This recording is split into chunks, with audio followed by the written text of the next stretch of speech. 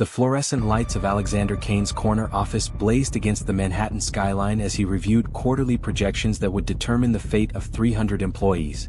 At 41 years old, Alexander had built Kane Industries from nothing into a real estate empire worth billions, his name synonymous with luxury hotels and commercial developments that transformed city skylines. His mahogany desk was pristine, every document precisely aligned, every pen in its designated holder, a reflection of the control he maintained over every aspect of his life. The late evening hour meant nothing to him because work was all he had, the only thing that made sense in a world that had stopped making sense 7 years ago when his fiancée Rebecca walked out of his life without explanation, disappearing so completely that even his considerable resources couldn't locate her. Alexander had convinced himself he was over it, that the pain had faded into nothing more than a distant memory, but late at night when the office was empty and the city lights blurred together, he sometimes wondered what his life might have been if she had stayed, if they had built the future they had planned together during those sweet months when everything seemed possible. His personal cell phone rang, cutting through the silence with a jarring tone that made him frown because almost nobody had this number, just his assistant and a handful of business associates who knew better than to call after business hours unless it was an absolute emergency. The screen displayed an unknown number from a Boston area code, and Alexander's first instinct was to decline the call and add the number to his block list. But something made him pause, some inexplicable pull that he couldn't rationally explain but felt in his bones. He answered with his typical business-like efficiency, his voice clipped and professional. Alexander Kane speaking.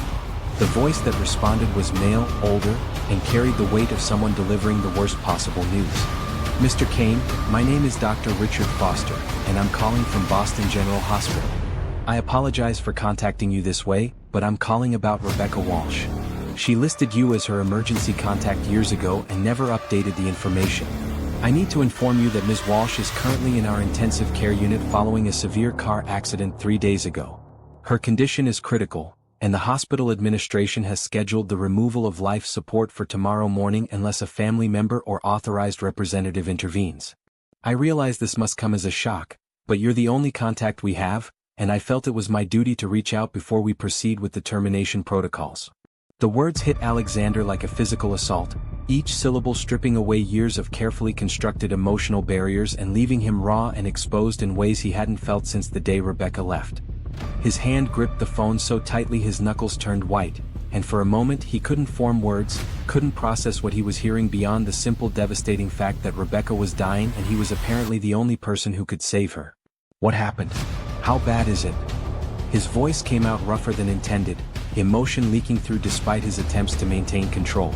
Dr. Foster's response was measured and clinical, the practiced tone of someone who delivered terrible news on a regular basis. She was involved in a multi-vehicle collision on Interstate 93. She sustained severe head trauma, multiple fractures, and significant internal injuries. We performed emergency surgery to relieve pressure on her brain, but she hasn't regained consciousness. Her brain activity is minimal, and without family to advocate for continued care, the Hospital Ethics Committee has determined that maintaining life support is not in the patient's best interest. However, if you're willing to assume responsibility for her care and associated costs, we can halt the termination order and continue treatment. Alexander was already on his feet, grabbing his coat from the rack behind his desk, his mind shifting into the crisis management mode that had served him so well in business but felt inadequate for the emotional magnitude of this situation. Don't you dare touch those machines. I'm coming to Boston right now, and I want the best specialist you have evaluating her case. Money is not an issue, do you understand? Whatever she needs, whatever it costs, I'll pay for it. Just keep her alive until I get there. He could hear the relief in Dr. Foster's voice when he responded. I'll inform the ethics committee immediately and have our neurosurgery team prepare a comprehensive treatment plan. How soon can you arrive? Alexander was already in the elevator, his phone pressed to his ear as he mentally calculated travel time and logistics. I'll charter a helicopter. I can be there in 2 hours. Do not make any decisions about her care until I arrive, and if anyone tries to override that order, you tell them they'll be dealing with me personally, and trust me when I say they don't want that. The call ended, and Alexander stood in the elevator as it descended toward the parking garage, his reflection in the polished steel doors showing a man who looked nothing like the composed business tycoon who had answered the phone 5 minutes ago. His face was pale, his eyes wide with something that looked like fear, an emotion he had trained himself not to feel because fear meant vulnerability and vulnerability meant weakness, and weakness was something Alexander Kane could not afford. The helicopter ride to Boston was the longest 2 hours of Alexander's life, the city lights below blurring into meaningless patterns as his mind raced through memories he had buried deep. Rebecca had been a junior architect at a firm Alexander's company had contracted for a hotel project 8 years ago, and their connection had been immediate and intense, the kind of once-in-a-lifetime love that poets wrote about and rational people claimed didn't exist. She had been brilliant and beautiful and completely unlike the society women his family had always pushed him toward, her background humble and her dreams focused on designing affordable housing rather than chasing wealth and status. They had fallen in love quickly, intensely, planning a future that included marriage and children and a partnership built on mutual respect and genuine affection. Alexander had been ready to walk away from his family's expectations, ready to build a life that prioritized happiness over obligation. And then one morning he woke up to find Rebecca gone, her belongings cleared from his penthouse. A brief note saying only that she couldn't marry him, that she was sorry, that he shouldn't try to find her. The note had offered no explanation, no real goodbye, just a clean break that left Alexander reeling and confused and eventually angry. He had hired investigators, used every connection he had, but Rebecca had vanished completely, leaving no trail, no forwarding address, no social media presence.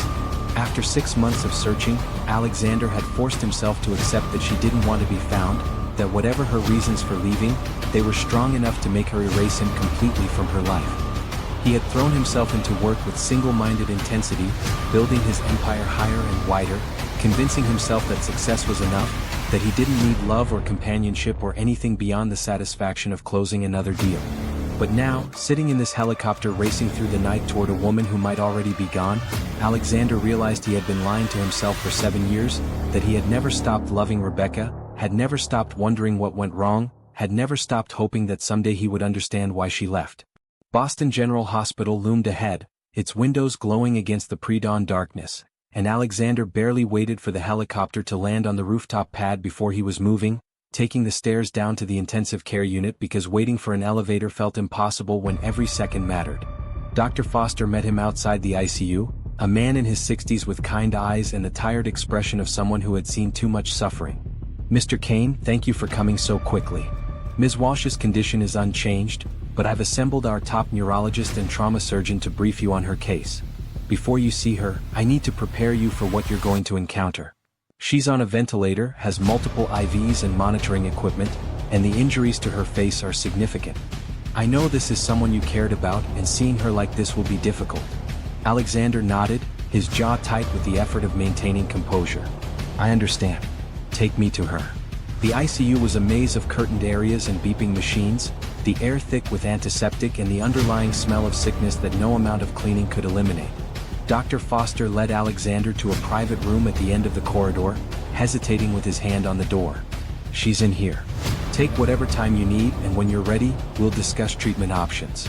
Alexander pushed open the door and felt his breath catch in his chest at the sight that greeted him. Rebecca lay motionless in the hospital bed, so still she could have been carved from marble, her face swollen and bruised beyond recognition, her head wrapped in white bandages that made her look fragile and broken. Tubes ran from her mouth and nose, machines on either side of the bed monitoring vital signs that appeared as green lines and numbers that meant nothing to Alexander but apparently meant everything to the medical team fighting to keep her alive.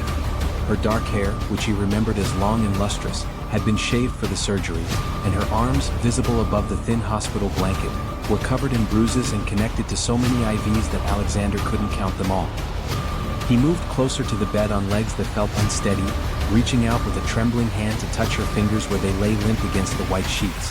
Her skin was cool, not quite cold but lacking the warmth of life, and Alexander felt tears burning his eyes for the first time in years, all his carefully constructed emotional walls crumbling in the face of seeing the woman he loved reduced to this broken shell. "Rebecca, I'm here. I don't know if you can hear me, but I'm here and I'm not going to let them give up on you. We're going to figure this out, we're going to get you better, and then you're going to wake up and explain to me why you left, because I deserve that much after 7 years of wondering." His voice broke on the last words and he had to stop speaking, had to focus on breathing, on not completely falling apart in this sterile room where the only sounds were the mechanical whoosh of the ventilator and the steady beep of the heart monitor. Dr. Foster knocked softly and entered with 2 other doctors. a woman in her 40s who introduced herself as Dr. Sarah Chin, head of neurosurgery, and a younger man named Dr. James Rodriguez, the trauma specialist who had performed the initial life-saving surgery. They gathered around a tablet displaying Rebecca's scans, and Dr. Chin took the lead in explaining the situation with a directness that Alexander appreciated even as the words felt like knives. "Mr. Kane, I'll be honest with you about Ms. Walsh's prognosis because you deserve the truth. The trauma to her brain was severe. We successfully relieved the pressure and stopped the bleeding, but there's significant damage to her frontal cortex and temporal lobe. Her brain activity is minimal, showing only basic stem function. The ethical concern that led to the termination recommendation is that we have no way of knowing if the person Rebecca was still exists inside that damaged brain. She could be aware but unable to communicate, she could be in a vegetative state with no consciousness, or she could potentially recover some function with time and intensive therapy. The problem is that we simply don't know, and keeping someone alive in this state indefinitely is a decision that requires careful consideration of what the patient would have wanted." Alexander felt anger surge through the grief, hot and protective and fierce. "What I know is that Rebecca fought to stay alive for 3 days before anyone even called me. That tells me she's still fighting, still in there somewhere, and I'm not going to let you give up on her because it's easier or cheaper or more convenient. What does she need? What's the best possible treatment plan, assuming money and resources are unlimited?" Dr. Rodriguez stepped forward, his expression showing respect for Alexander's determination. "If we're talking about optimal care without financial constraints, we would transfer her to our specialized traumatic brain injury unit, maintain her on full life support while we monitor for any signs of improvement, and begin aggressive therapy protocols including hyperbaric oxygen treatment, experimental drug trials that have shown promise in similar cases, and constant stimulation through music, voice recordings and tactile input. We would need to address her other injuries as well, including surgical repair of her fractured pelvis and ribs, and she would require round-the-clock monitoring by specialized nurses. The costs would be substantial, easily running into millions of dollars over the course of months, with no guarantee of any improvement." Alexander didn't hesitate. "Do it. All of it. I want her transferred to the best room you have, I want every treatment option explored, and I want updates twice daily on her condition. I'll have my attorneys draft the necessary legal documents establishing me as her medical proxy, and I'll set up a fund to cover all expenses. Start the transfer process now." The doctors exchanged glances, and Dr. Chin nodded with something that looked like admiration. "We'll begin immediately. Mr. Kane, I need you to understand that even with all these interventions, the chances of meaningful recovery are small. You need to prepare yourself for the possibility that this might not have the ending you're hoping for." Alexander looked at Rebecca's still form, at the machines keeping her alive, and felt a determination settle over him like armor. "Maybe not, but at least she'll have a fighting chance, which is more than she had an hour ago. That's all I can give her right now, and I'm going to give her everything I have until either she wakes up or we know for certain that there's no hope left." Over the following days, Alexander essentially moved into the hospital, taking over a consultation room and converting it into a makeshift office where he could work while staying close to Rebecca. His assistant shipped clothes and his laptop, and he conducted video conferences with his board of directors while sitting in uncomfortable plastic chairs that made his back ache, but he refused to leave for more than a few hours at a time, afraid that if he wasn't there, something might happen and Rebecca would slip away without him knowing.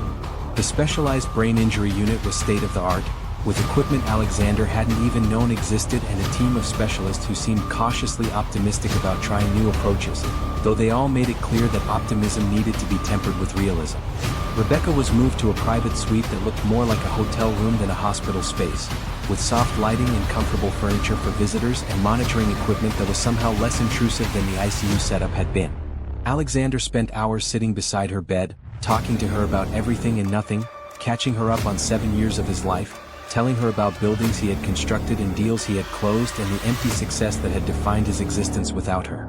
He brought in her favorite music, classical pieces she used to play while working on her architectural designs, and the nurses reported that her heart rate seemed to respond to certain songs, a tiny sign that maybe somewhere deep inside that damaged brain, Rebecca could still hear and process information.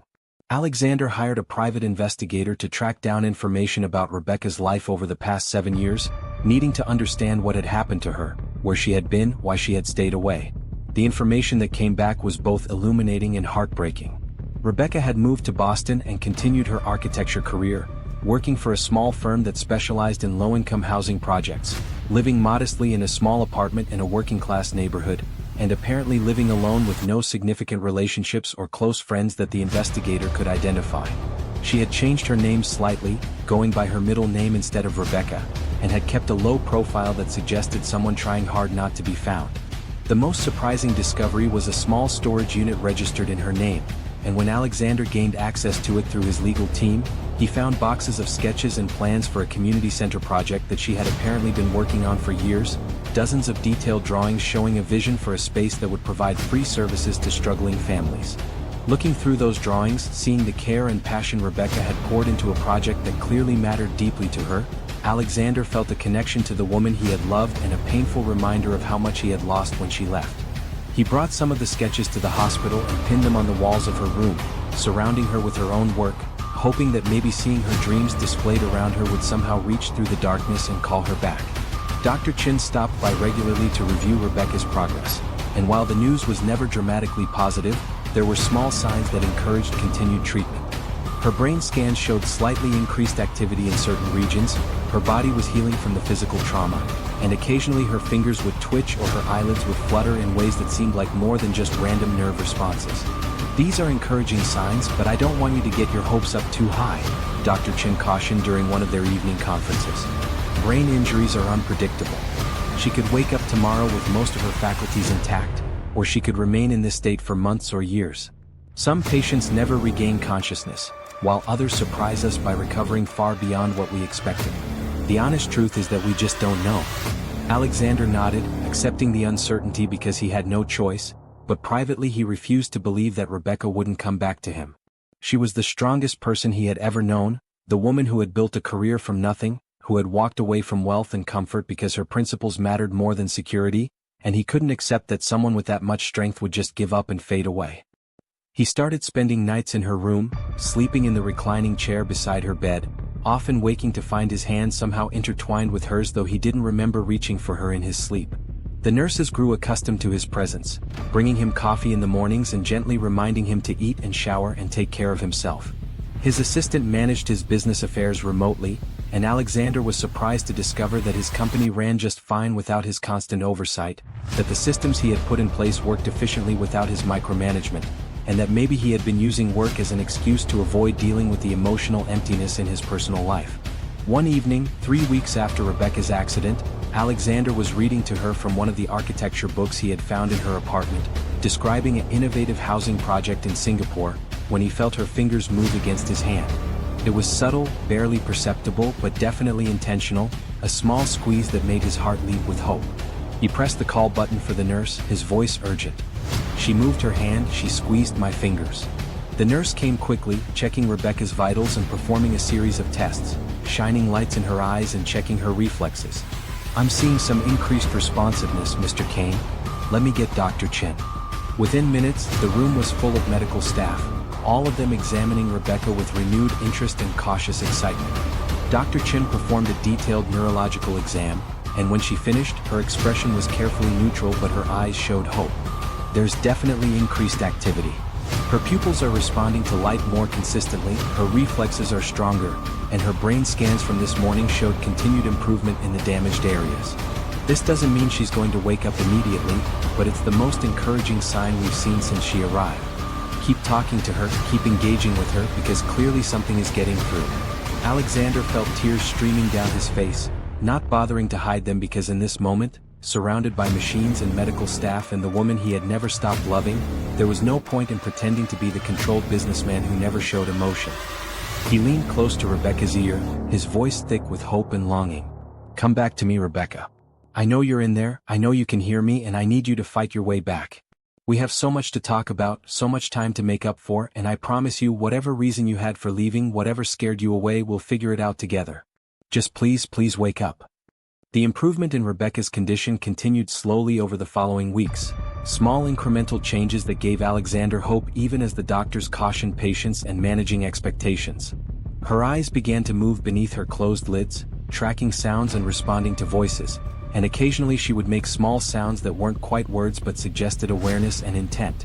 The medical team started reducing her sedation levels, giving her brain more opportunity to assert itself, and Alexander was there for every moment of it, holding her hand and talking to her and willing her to come back to him with an intensity that bordered on desperate. He had pushed his business concerns so far to the background that his board of directors held an emergency meeting to discuss his prolonged absence. But Alexander made it clear through a terse video conference that they could either support his decision to prioritize this personal crisis or they could find themselves replaced, and the cold fury in his voice was enough to shut down any further complaints. One morning exactly 5 weeks after the accident, Alexander was sitting in his usual chair reading the newspaper to Rebecca and describing the beautiful spring weather she was missing when her eyes opened. Not the unfocused flickering of semi-consciousness he had seen before, but a clear, direct gaze that turned toward him with unmistakable awareness and recognition. For a moment, Alexander was so shocked he couldn't move, couldn't breathe, couldn't do anything but stare back at those brown eyes he had missed for 7 years. Then he was on his feet, pressing the call button frantically while never breaking eye contact with Rebecca, afraid that if he looked away she might slip back into unconsciousness and he would wonder if he had imagined the whole thing. "You're awake, you're really awake. The doctors are coming, just hold on, keep those eyes open." His voice was shaking and Rebecca's lips moved, trying to form words around the breathing tube in her throat. Dr. Chin arrived within minutes, and the room again filled with medical staff performing tests and assessments. The breathing tube was carefully removed, and Rebecca coughed and gasped, her first independent breaths in over a month, clearly painful and difficult but miraculous nonetheless. When she finally managed to speak, her voice was hoarse and barely above a whisper, but the words were clear and they shattered Alexander completely. "Alex? What happened? Where am I?" He grabbed her hand, holding it gently because he was afraid of hurting her but needing the contact to convince himself this was real. "You were in a car accident, you've been unconscious for 5 weeks. But you're going to be okay now, you're going to recover." Rebecca's face showed confusion and fear, her eyes moving around the room taking in the medical equipment and unfamiliar surroundings. 5 weeks? I don't remember. The last thing I remember is driving to work and then nothing. Dr. Chin stepped forward, her voice calm and professional. "Memory loss is completely normal with this type of injury, Ms. Walsh.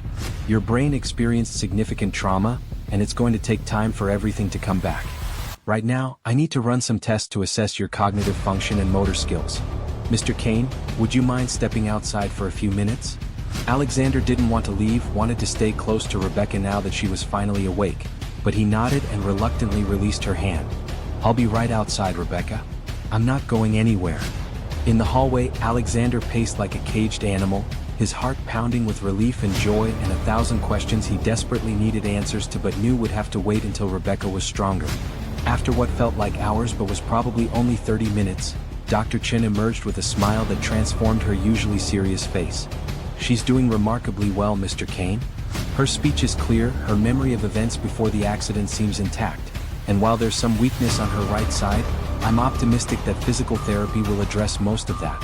Honestly, this is the best possible outcome we could have hoped for given the severity of her injuries. She's asking for you." Alexander didn't wait for more, pushing past the doctor and back into Rebecca's room where she was now sitting slightly elevated, the head of her bed raised and her eyes clearer than they had been earlier. She looked at him with an expression he couldn't quite read, something between gratitude and confusion and maybe fear. "The doctor said you've been here the whole time, that you paid for everything, that you saved my life. I don't understand, Alex. We haven't spoken in 7 years. Why would you do all this for me?" The question hung in the air between them, loaded with 7 years of hurt and confusion and unspoken words. Alexander pulled a chair close to her bed and sat down, running his hands through his hair in a gesture of frustration he couldn't contain. "Because the hospital called me, said you had me listed as your emergency contact and they were going to remove your life support. I couldn't let that happen, Rebecca. Despite everything, despite how things ended, I couldn't just let you die without at least trying to save you. And because I never stopped loving you, even though you walked away without explanation, even though you disappeared completely and left me wondering for 7 years what I did wrong." His voice cracked on the last words, and Rebecca's eyes filled with tears that spilled down her bruised cheeks. "Oh Alex, you didn't do anything wrong. You were perfect and that was the problem. I couldn't marry you because I was dying, and I couldn't let you waste your life taking care of me." The words made no sense to Alexander, and he stared at her with complete confusion. "What are you talking about? You're not dying, you're right here, you're alive."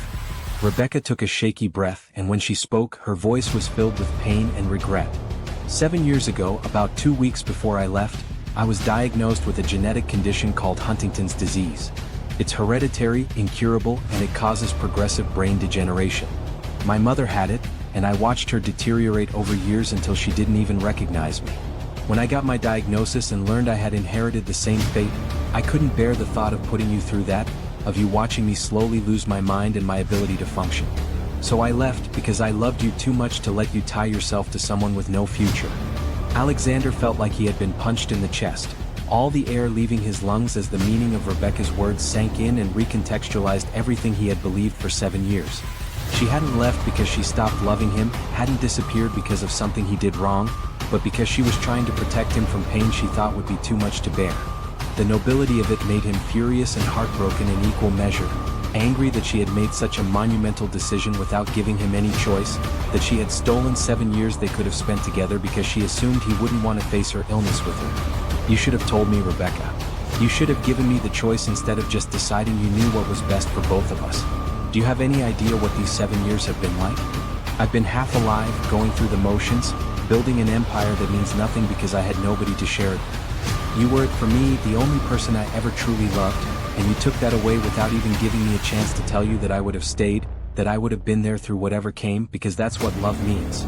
Rebecca was crying openly now, her thin shoulders shaking with sobs that probably hurt given her injuries but that she couldn't seem to control. I'm sorry, I'm so sorry. I thought I was doing the right thing. I thought watching me deteriorate would destroy you and I couldn't live with that.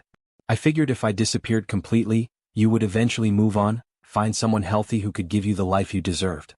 I never meant to hurt you this badly, I never thought you would still care 7 years later. Alexander reached out and gently wiped tears from her face, his touch tender despite the turmoil of emotions raging inside him. I never stopped caring, not for one single day.